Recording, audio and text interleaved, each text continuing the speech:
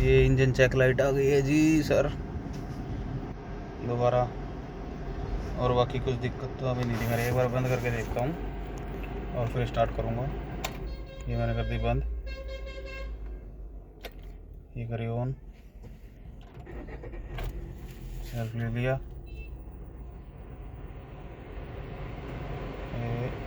CNG में switch भी हो गई है, लेकिन इंजन चेक लाइट जल रही है, रोड भी ढंग से रही है।